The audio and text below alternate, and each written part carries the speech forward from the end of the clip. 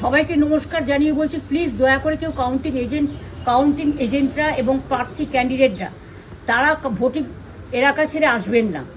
Strong রুমে যেখানে counting হচ্ছে, মানে সেন্টারে, সেখান ছেড়ে কেউ আসবেন না। এটা বিজেপির প্ল্যান। প্রথম 2-3 রাউন্ডে আমি কালকে থেকেই বলছি যে ওদেরগুলো আগে দেখাবে, আমাদেরগুলো পরে দেখাবে। এবং অনেক জায়গায় 2-3 রাউন্ড কাউন্টিং করার পরে প্রায় 100টা জায়গায় কাউন্টিং বন্ধ করে রেখে দিয়েছে। এবং কল্যাণীতে ধরা পড়েছে 7টা মেশিন, যেখানে কোনো মিল নেই। এটা টোটাল ফোর্সফুলি সেন্ট্রাল ফোর্সকে দিয়ে চারিদিকে তৃণমূল কংগ্রেসের উপর অত্যাচার করছে, অফিস ভাঙছে, জোর করে দখল করছে। এসআইআর নামে আপনারা দেখেছেন ভোট লুট করেছে যাতে যে সিটগুলো জিততে পারে। কিন্তু এখনও এমন 70টা সিট আছে, 100টা সিট আছে যেগুলো আমরা এগিয়ে আছি, সেগুলো বলছে না। টোটালটাই মিথ্যে নিউজ খাওয়াচ্ছে। আগে ডিআইসিও এই খবরগুলো দিত, কিন্তু তাকে কালকে চেঞ্জ করে দেওয়া হয়েছে। টোটালটাই ইলেকশন কমিশন নিজের ইচ্ছেমতো খেলছে, এবং সাথে কেন্দ্রীয় বাহিনীকে নিয়ে।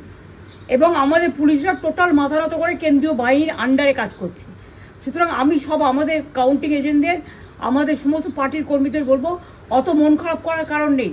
আমি বলেছিলাম সূর্যাস্ত পরে আপনারা জিতবেন। 3 রাউন্ড 4 রাউন্ড কাউন্ট হলেও এটা 14 রাউন্ড থেকে 18 রাউন্ড কাউন্ট হয়, তখন আপনারা জিতবেন। Wait and see, watch. আমরা সবাই আপনাদের সাথে আছি, আপনারা কেউ ভয় পাবেন না, নিশ্চিন্তে থাকুন। আবার বাঘের বাচ্চার মতো লড়াই করে যাব। তো দর্শক, মমতা ব্যানার্জি জরুরি বার্তা ইতিমধ্যেই দিয়েছেন যারা কাউন্টিং এজেন্ট এবং দলীয় কর্মীদের জন্য। এবং মমতা ব্যানার্জি আগেই বলেছেন যে তারা সন্ধ্যার সময় নাকি জিতবে, এবং 3-4 রাউন্ড কাউন্টিং হলেও 14 থেকে 18 রাউন্ড কাউন্টিং হবে, তারপরেই নাকি জিতবে। ভালো কথা। দলীয় কর্মী এবং কাউন্টিং এজেন্টদের চাঙ্গা করার জন্যই মমতা ব্যানার্জি এই বার্তা, জরুরি বার্তা। এবং তাদেরকে আশ্বস্তও করছেন যে কেউ ভয় পাবেন না, কেউ ভয় পাবেন না, বাঘের বাচ্চার মতো লড়াই করে যান, থেকে যান। তো যাই হোক, যদিও আমি সকাল থেকেই খবর কিছুটা হলেও দেখছি, তো আমাদের উত্তরবঙ্গের, আপনাদের মনে আছে রাজগঞ্জের প্রার্থী স্বপ্না বর্মন, যিনি তার শেষ সম্বল চাকরিটুকু ছেড়ে দিয়ে এই রাজগঞ্জে দাঁড়িয়েছেন, তিনিও এখনও 10,000 ভোটে পিছিয়ে। গতকাল একটা ভিডিও দেখেছিলেন, বুলুচিক বাড়াইক মালবাজার বিধানসভা কেন্দ্র। তিনি গতকালই বলেছেন যে ওনারা নাকি 3 বার দাঁড়িয়েছেন, এবার 4র্থবার, এবং ওনার খুবই আইডিয়া, জিতবেন, আশাবাদী। তো সেটাও আমরা দেখব। ইতিমধ্যেই যেটা হাওয়া, সেটা একটু হলো পাল্টানোর, পরিবর্তনের হাওয়া। তার মধ্যেই মমতা ব্যানার্জির এই জরুরি বার্তা।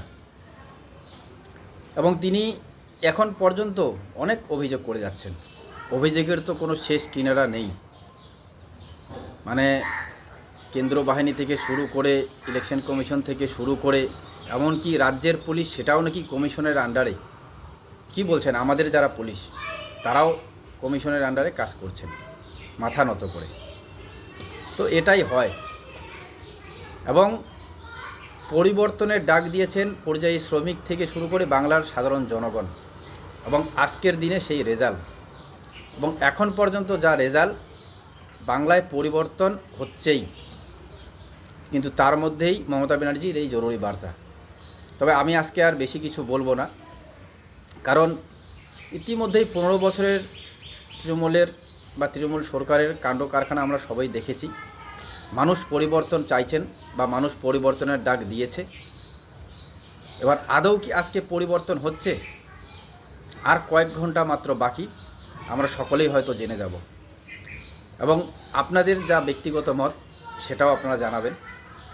তবে চোখ রাখব আজকের খবরে, যে কাউন্টিং শেষ পর্যন্ত বাংলার এই মসনদ, বাংলার এই গদি, অবশেষেই কি পরিবর্তন হচ্ছে নাকি প্রত্যাবর্তন হচ্ছে, সেই দিকে আমাদের নজর থাকবে। সজাগ থাকবেন। ধন্যবাদ।